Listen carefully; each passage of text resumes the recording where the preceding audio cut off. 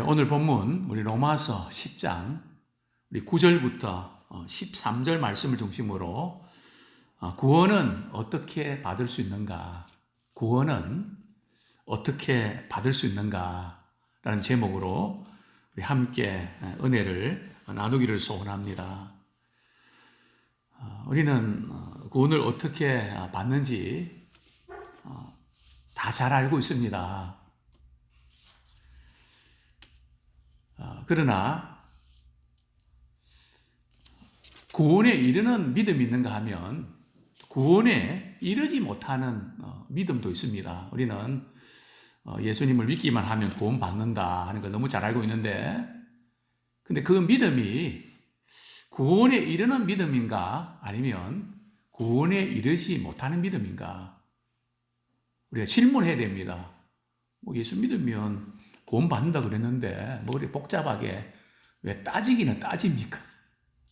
그냥 예수 믿으면 구원 받은 거지.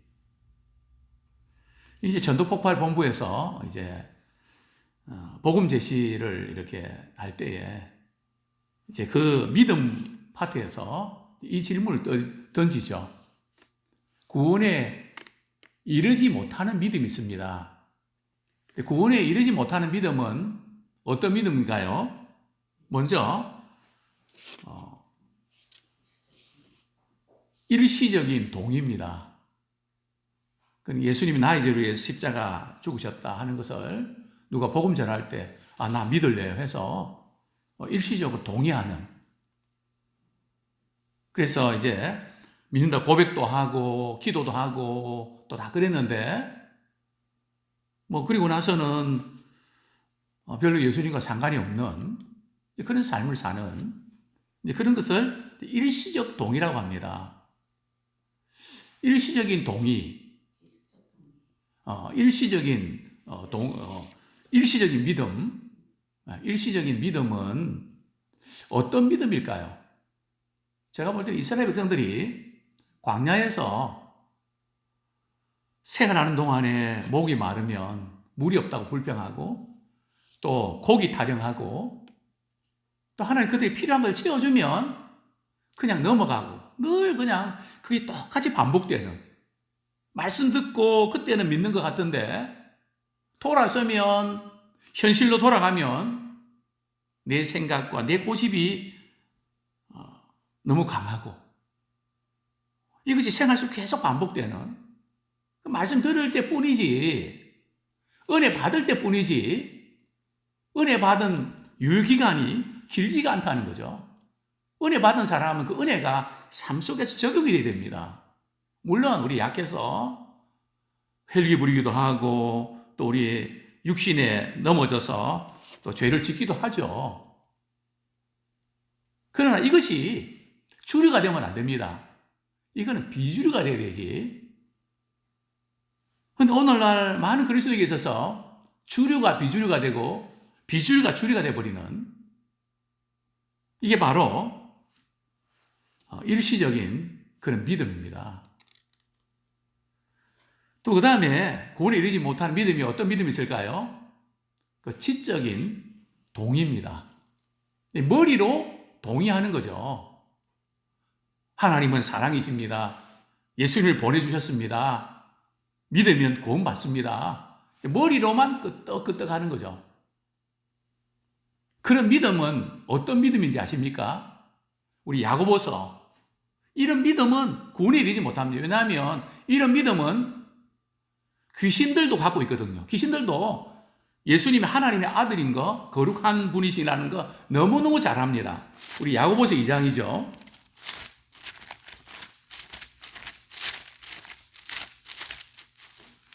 야고보서 2장 19절, 야고보서 2장 19절 같이 한번 읽겠습니다. 시작. 내가 하나님은 한 분이신 줄 믿느냐? 잘 아는도다. 귀신들도 믿고 떠느니라. 하나님이 한 분이시다. 또 예수님이 누군지 귀신들도 잘 압니다. 잘 알아맞힙니다. 믿고 떱니다. 그들도 그냥 지식적으로는, 머리로는 안다는 거죠. 그래서 우리는 머리 신앙이 아닙니다. 신앙은 가슴 신앙이 돼야 됩니다. 마음의 신앙이 돼야 됩니다. 이런 믿음은 구원에 이르지 못하는 믿음입니다.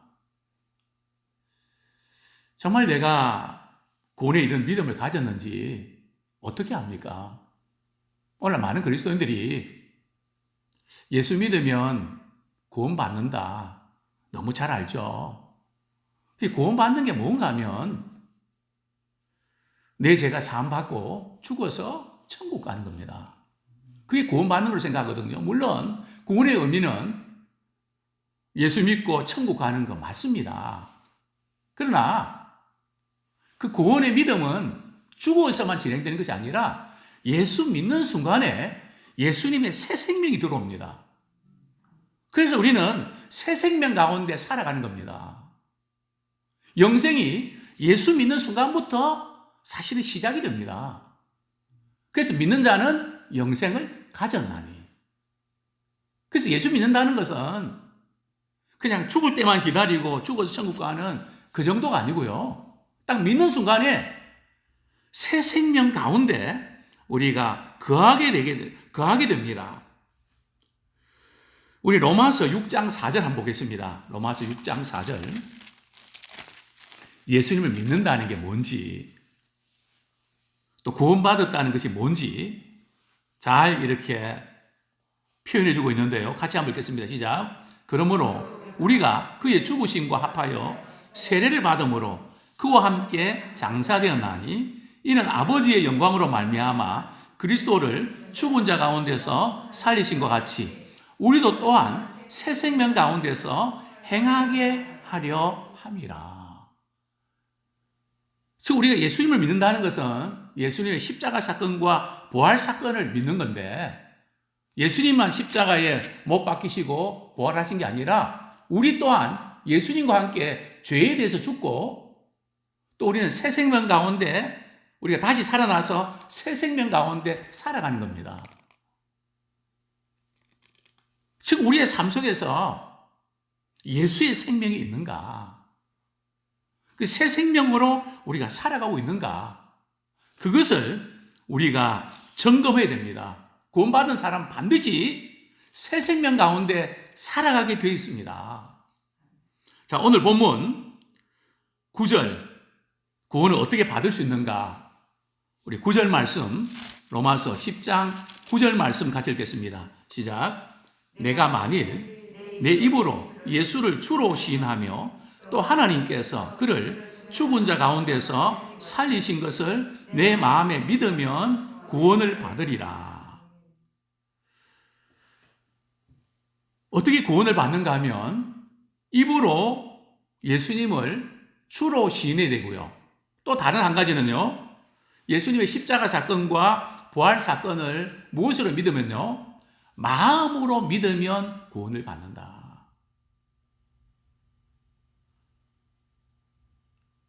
예수님을 주로 시인한다 하는 의미가 뭘까요? 이것은 단순히 나 예수님을 믿습니다. 그런 의미는 아닙니다. 우리 예수를 믿는다는 그런 의미는 십자가 사건과 부활 사건, 즉 우리를 예수님께서 우리를 위해서 십자가에 죽으시고 우리를 구원해 주셔서 그분은 우리의 구주가 되셨습니다. 즉 예수님을 구주로 믿는 것이죠. 많은 분들이 이 부분을 잘 알고 있습니다. 그러나 앞에 부분 예수님을 주로 시인한다. 여기에 예수님을 주로 시인한다는 게 뭘까요? 말로 예수님은 주입니다. 주여 주여 그냥 외치면 구원받는다는 뜻일까요? 여기 주로 시인한다는 예수님을 주로 시인한다는 의미가 뭘까요? 바로 예수님을 주로 시인한다는 의미는 주님이라는 의미는 바로 죄악의 권세를 이기신 분이라는 겁니다. 즉 예수님께서 죄악의 세력을 마귀의 권세를 이기신 분이라는 거죠. 죄에서 승리하신 분이다. 그것이 바로 휼히 웃습니다.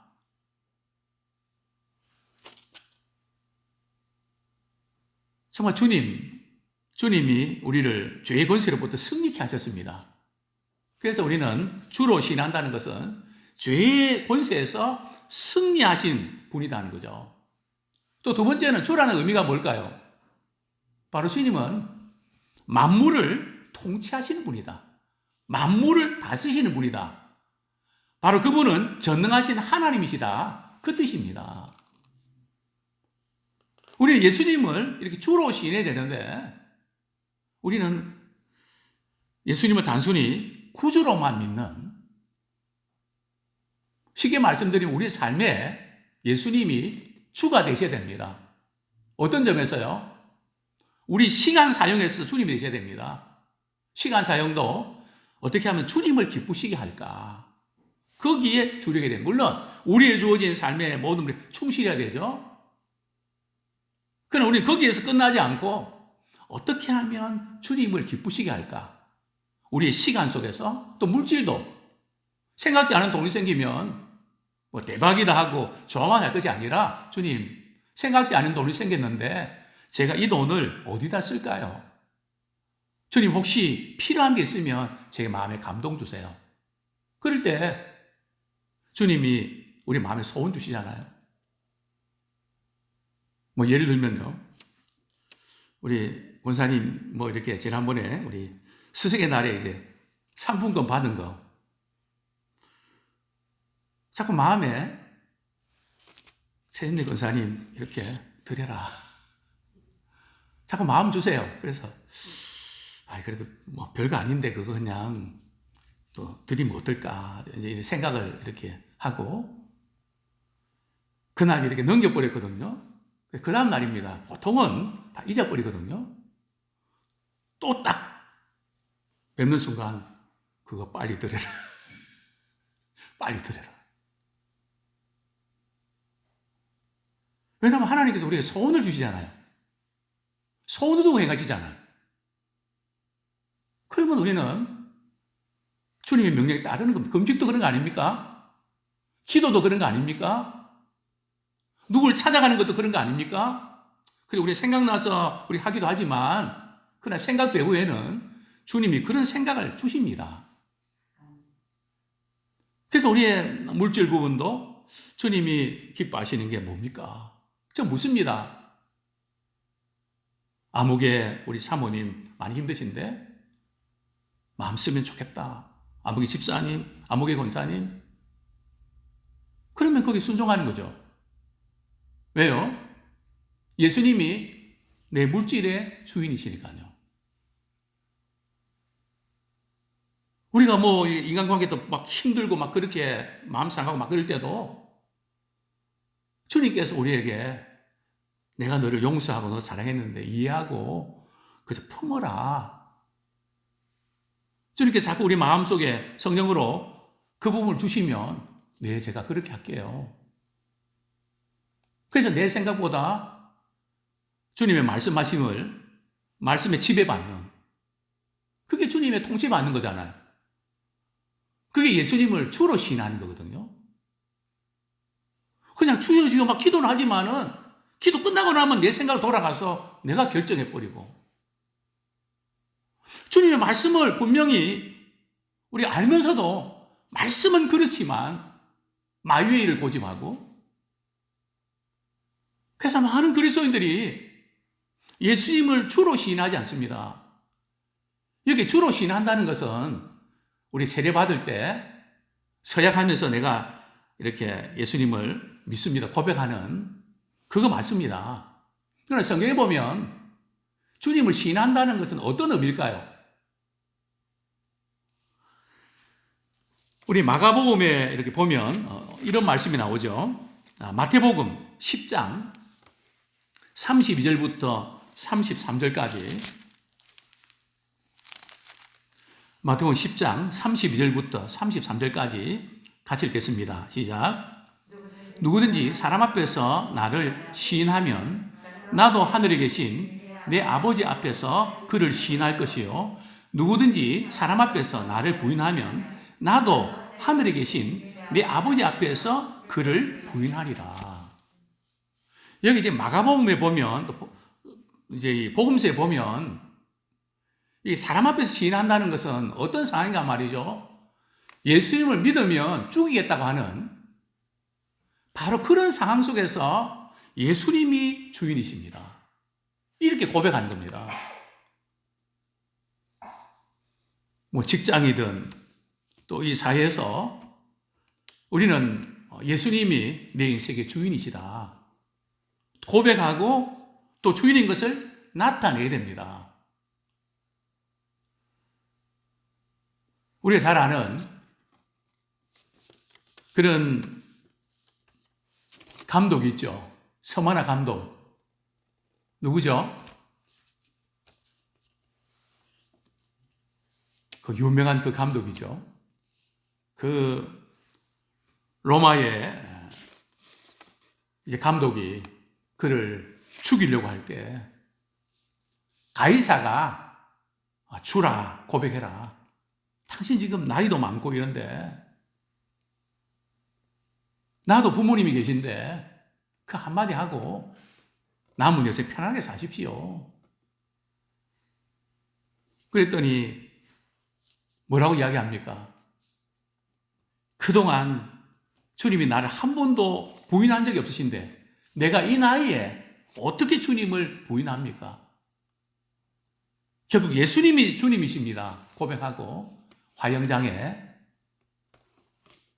순교 당하지 않습니까? 그래서 예수님을 주로 시인한다는 이 의미는 참 어렵고 힘든 상황 속에서 예수님을 주로 고백하는, 물론 오늘날 어떤 거래를 하고 뭔가 자기 말을 말이죠, 남에게 이해시키고 거래시키기 위해서 나 아무 교회 어느 집사요, 나 아무개 뭐 어느 권사요, 이걸 먼저 내세운 사람은 조심해라. 목회자지만 조심해야 된다. 왜냐하면 그로 인해서 어려움을 겪는 사람이 너무 많으니까요. 참 목회자로서 이런 이야기하는 게 참 부끄럽죠. 그러나 현실이기도 합니다. 적어도 아무개는 그분이 말했다면 틀림없다. 그분은 예수님이 주님으로 삼기 때문에 주님이 인정해 주시는 사람이다. 이런 믿음의 사람 되기를 소원합니다. 또한 마음으로 믿는다는 것은 어떤 걸까요? 마음으로 믿는다는 것은 그냥 내 마음으로 저 믿을래요 뭐 그 정도인가요? 그래 마음이 좀 이렇게 안 좋으면 나 안 믿을래요 왔다 갔다 하는 그런 걸까요? 그렇지 않습니다. 여기 마음으로 믿는다는 것은 사랑으로 신뢰한다는 겁니다.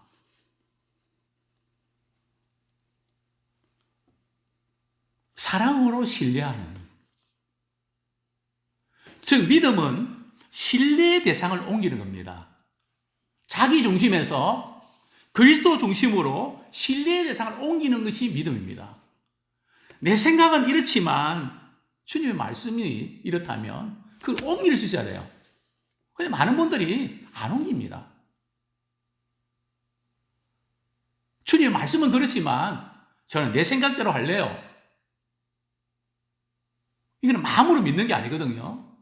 믿는다는 것은 신뢰하는 겁니다. 맡기는 겁니다.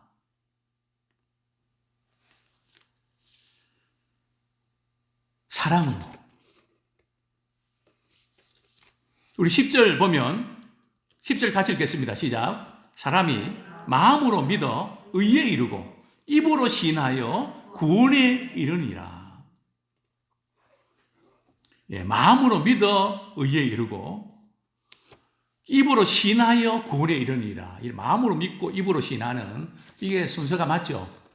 앞에는 먼저 이렇게 시인하고 마음으로 믿으면 되어 있는데 뭐 같은 구원에 이르는 같은 의미죠. 마음으로 믿고 또 의에 이른다는 거, 구원에 이른다는 거 같은 의미죠. 그렇습니다. 어떻게 우리가 구원을 얻을 수 있습니까? 예수님을 주라 시인해야 되는데 누가 예수님을 주라고 시인할 수 있을까요? 우리의 의지나 우리의 지식으로 가능할까요? 우리 고린도전서 12장 3절. 우리 예수님은 주님이십니다. 주십니다. 이런 고백은 아무나 할 수 있는 게 아닙니다. 고린도전서 12장 3절. 같이 한번 읽겠습니다. 시작. 그러므로 내가 너에게 알리노니 하나님의 영으로 말하는 자는 누구든지 예수를 저주할 자라 하지 아니하고 또 성령으로 아니하고는 누구든지 예수를 주시라 할 수 없느니라. 즉 우리 안에 성령님이 역사해 주셔서 우리 예수 그리스도를 나의 구주로 영접할 때 바로 성령께서 우리 예수님을 주라고 고백할 수 있다는 거죠. 그러니까 예수님을 주라고 고백할 수 있는 사람은 정말 복된 사람이죠. 우리 성령의 역사하심 안에서만 그것이 가능합니다. 자, 다시 우리 로마서 10장 11절 같이 읽겠습니다. 11절 12절 성경에 이르되 누구든지 그를 믿는 자는 부끄러움을 당하지 아니하리라 하니 유대인이나 헬라인이나 차별이 없습니다. 한 분이신 주께서 모든 사람의 주가 되사 그를 부르시는 모든 사람에게 부요하시도다. 누구든지 예수 그리스도 그분을 믿는 사람은 부끄러움을 당하지 않는다는 거죠. 예수님을 믿는 사람은 왜 부끄러움을 당하지 않을까요? 이 부끄러움을 당하지 않는다는 의미가 뭘까요? 그 의미는 유대인이든 헬라인이든 또 어떤 신분 계층의 사람이든 간에 예수님을 믿는 사람은 자신의 신분이나 소유나 지식이나 명예나 뭐 이런 것에 대해서 세상에서는 차별하고 그러지만 누구든지 믿음 안에 거하는 사람은 차별당하지 않는다는 거죠. 굉장한 특권입니다. 뭐 대통령이나 또 국민이나 뭐 국회의원이나 배추장 사시는 분이나 뭐 건강한 사람이나 또 장애를 갖고 계신 분이나 뭐 어떤 상황에 있는 사람이든 간에 차별을 당하지 않는다는 거죠. 또 예수님을 주라고 시인하고 그분의 이름을 부르는 사람은 우리 주님께서 부요케 해주십니다. 우리 예수 믿는다는 것이 참 대단한 겁니다. 요한복음 10장에 보면 내가 온 것은 양으로 생명을 얻게 하고 그 다음에 뭐죠? 풍성함을 누리게 하려 하심이라. 우리 요한복음 10장 한번 보겠습니다. 예, 요한복음 우리 10장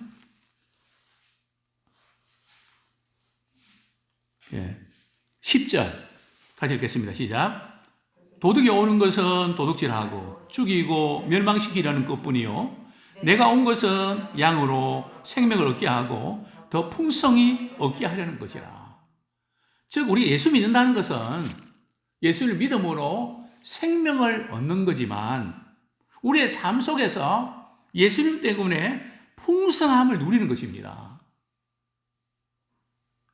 예수님이 우리의 십자가 지신 것은 부요하신 우리 주님께서 우리를 부요케 하려 하심이라. 즉 우리는 뭐 물질이 많고 적고 그 부분이 아니라 주님 주신 은혜 안에서 풍성함을 누리기를 소원합니다. 이게 지금 구원받은 사람의 특권입니다. 그 누리는 것도 은혜입니다. 어떤 사람은 가지고 있어도 누리지 못합니다. 누리는 것은 다른 사람이 다 누립니다. 참 제가 목회하면서 늘 이렇게 보면 그렇게 돈도 많고 그렇게 좀 누리면서 베풀면서 살 수 있는데 그걸 못합니다. 그 누리는 것도 아무나 되는 거 아닙니다. 자, 모든 것이 하나님의 것이고 우리 하나님께서 우리에게 소원을 행하실 때에 그 은혜 안에 거할 때 우리는 누릴 수가 있는 것입니다. 그렇기 때문에 우리 사람들 어떤 사람한테도 우리는 부끄러움을 당하지 않는다. 우리는 믿음 안에서 당당할 수 있는 것이죠. 우리 13절 말씀 우리 같이 읽겠습니다. 시작. 누구든지 주의 이름을 부르는 자는 구원을 받으리라. 누구든지 주의 이름을 부르는 자는 구원을 받으리라. 자, 이 말씀은 요엘서 2장 30절부터 32절에 있는 말씀을 인용한 것인데요. 요엘서 2장 30절에 32절에 보면 하나님께서 요엘 선지자를 통해서 이스라엘 백성들에게 하나님의 심판이 있을 것을 예언하십니다. 하나님이 진노하실 것을 예언하시죠. 그러나 그런 진노하는 가운데서도 여호와의 이름을 부르는 자는 구원을 받으리라고 약속하십니다. 그러니까 우리가 지금 어떤 상황에 있든지 간에 주의 이름을 부르는 자는 구원을 얻게 됩니다. 참 대단한 그런 특권이고 축복 아닙니까? 어떤 상황에서든지 주의 이름을 부르는 자는 구원을 받는다. 무슨 다른 어떤 단계나 조건이 있는 것도 아니고, 그죠? 주의 이름을 찾으면 작은 신음에도 탄식에도 주님은 응답하십니다. 근데 주의 이름을 아무나 부를 수 있나요? 누가 주의 이름을 부를 수가 있습니까? 14절 말씀. 같이 한번 읽겠습니다. 시작. 그런즉 그들이 믿지 아니하는 이를 어찌 부르리요? 듣지도 못한 이를 어찌 믿으리요?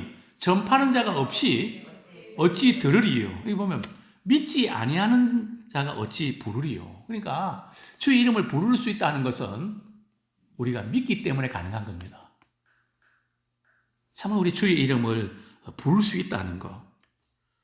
이제 말씀을 맺겠습니다. 우리는 참 상황이 어렵고 힘든 가운데서도 예수님이 주인이시기 때문에 때로는 손해를 보는 자 되길 원합니다. 때로는 어려움을 겪는 있습니다. 원하면 예수님이 주인이시기 때문에, 주님이 보시기 때문에, 그래서 우리는 어떤 상황 가운데도 예수님을 주로 시인하는 자 되길 원합니다. 그리고 어떤 상황 속에서도 주의 이름을 부르는 자가 되길 원합니다. 우리가 아파서 병원에도 가야 되지만 병 가기 전에 먼저 주의 이름을 부르기를 원합니다. 주님께 나의 모든 것을 맡기고 그분을 찾는 자가 되기를 소원합니다. 예수님은 나의 구주가 되시지만 그분은 나의 주님이시라고 고백하기 원합니다. 이게 입으로 시인한 고백이 대단히 중요합니다. 왜 성경에 보면 범사에 뭐 하라고요? 감사하라. 감사를 표현하라는 거거든요.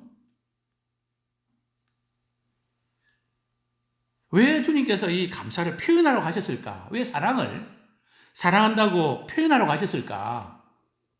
왜 그럴까요? 주님을 시인하면 주님에 대한 확신이 생깁니다. 우리 자녀들을 얼마나 부릅니까? 아무개야, 아무개야. 얼마나 부릅니까? 그러면서 이 자녀들은 무의식 중에 부모와 나의 관계, 사랑의 관계를 확인하게 됩니다. 확신을 갖게 되는 거죠. 아들아, 딸아, 이렇게 불러줄 때 말이죠. 우리 기도도 마찬가지입니다. 하나님 아버지, 그때 우리는 하나님 우리가 자녀인 것을 우리 기도하면서 우리는 확인하게 되고 확신을 갖게 되거든요.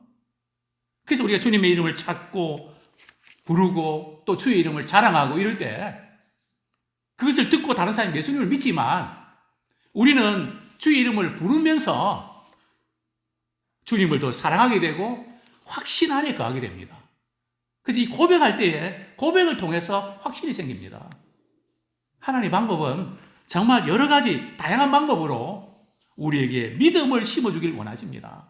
그래서 입으로 시인해라.